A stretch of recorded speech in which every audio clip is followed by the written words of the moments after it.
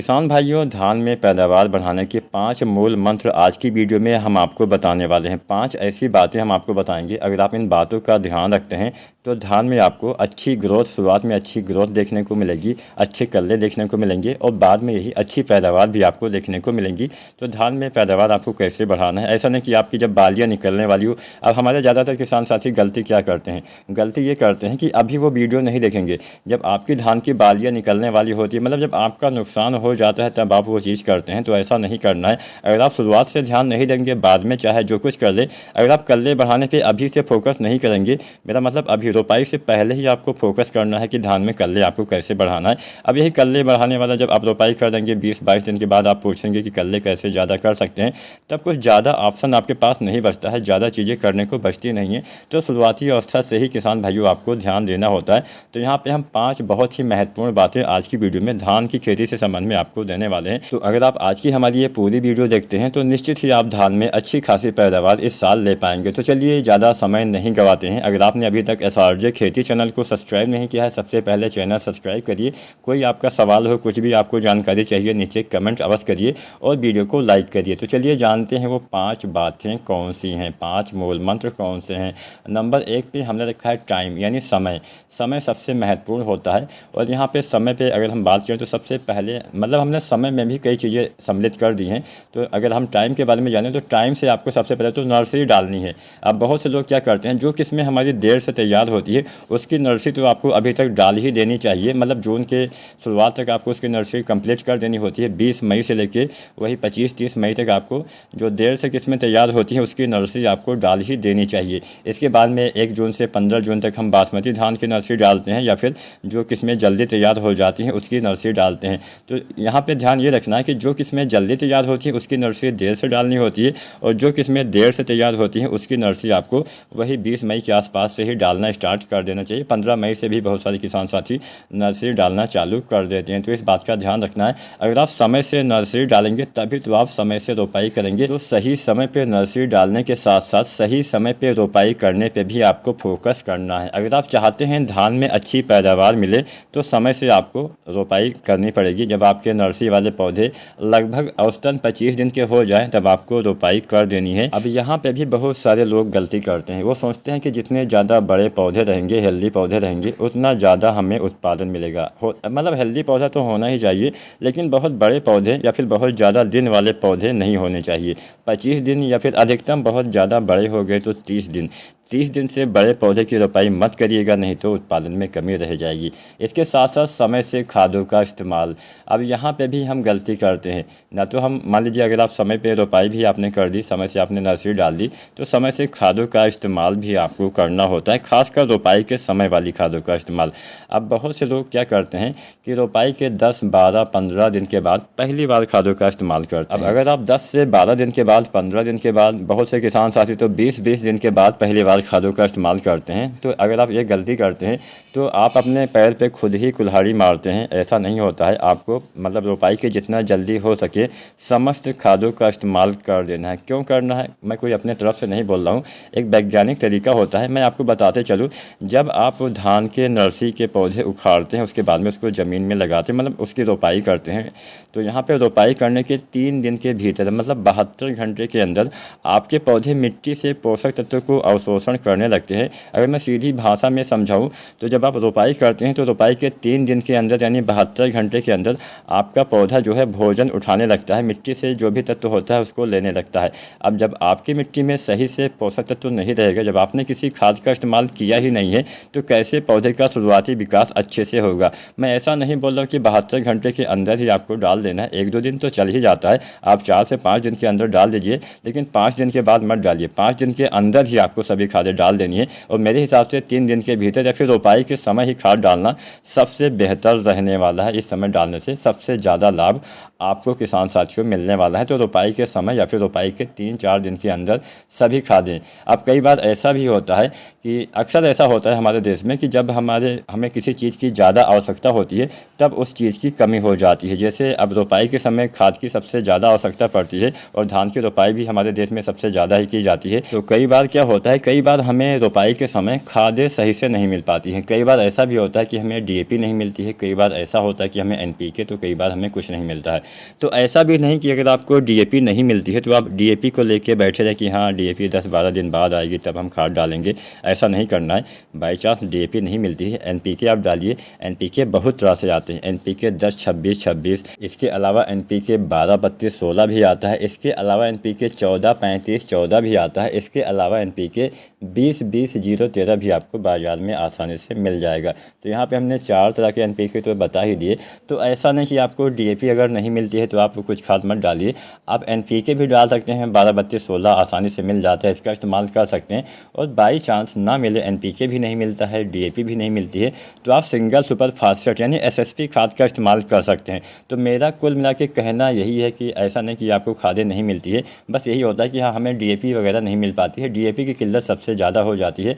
तो आपको डीएपी की जगह पे एनपीके या कुछ भी एसएसपी वगैरह डाल देना है। ये डाल के भी आप काम चला सकते हैं। अगर आपको नहीं पता है कि धान की रोपाई के समय या फिर धान की रोपाई से कटाई तक या फिर कम दिन वाली किस्मों में या फिर ज़्यादा दिन वाली किस्मों में, ये मैंने कंप्लीट वीडियो पहले से ही बना दिया है कि जो किस्में देर से तैयार होती है उसमें कितना खाद डालना है, जो किस्में जल्दी तैयार होती है उसमें कितना खाद डालना है, कितना डीएपी डालना है, कितना एनपीके डालना है, कितना आपको किसान साथियों एसएसपी डालना है, कितना यूरिया, कितना पोटास।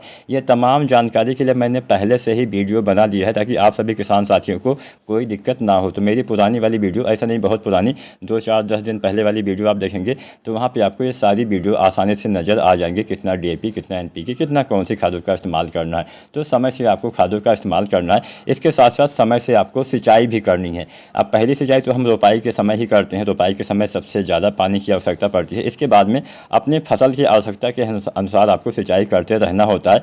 वैसे मेन समय होता है, जैसे हम पहली बार जब यूरिया लगाते हैं वही लगभग 25 से 30 दिन पे, तो पहली सिंचाई तब करते हैं रोपाई के समय की अगर हम बात छोड़ दें तो वही 22-25 दिन पे, 20 से 25 दिन पे हम पहला पानी लगाते हैं। उसके बाद में वही 35-40 या 45 दिन पे दूसरा पानी। इसके बाद में हम आवश्यकता अनुसार पानी लगाते रहते हैं। कुछ ऐसी अवस्थाएं होती है जब पानी की ज़्यादा आवश्यकता होती है, जैसे पहले तो कल्ले निकलने वाली अवस्था, पौधे की बढ़वार वाली अवस्था, आपकी फसल में गबोड़ अवस्था यानी बालियाँ जब तने के अंदर बनना चालू हो जाती हैं वो वाली अवस्था। इसके बाद में आपके जो फ्लावरिंग की अवस्था होती है इसमें भी पानी की आवश्यकता पड़ती है, दाने भरा वाली अवस्था। ये तमाम ऐसी अवस्थाएं होती है जब पानी की सबसे ज़्यादा आवश्यकता पड़ती है। और ये ऐसी अवस्थाएं भी होती है अगर इस समय आप पानी में चूक जाते हैं तो सबसे ज़्यादा नुकसान भी आपकी फसल में पड़ता है। तो आपको समय समय पर सिंचाई करते रहना है। ज़्यादा अच्छे संसाधन नहीं है तो आप हल्की हल्की सिंचाई करके भी काम चला सकते हैं। इसके बाद में हमने नंबर 2 पे रखा है सावधानियाँ। कुछ गलतियाँ भी हम कर देते हैं, वो मैं आपको बता दूंगा।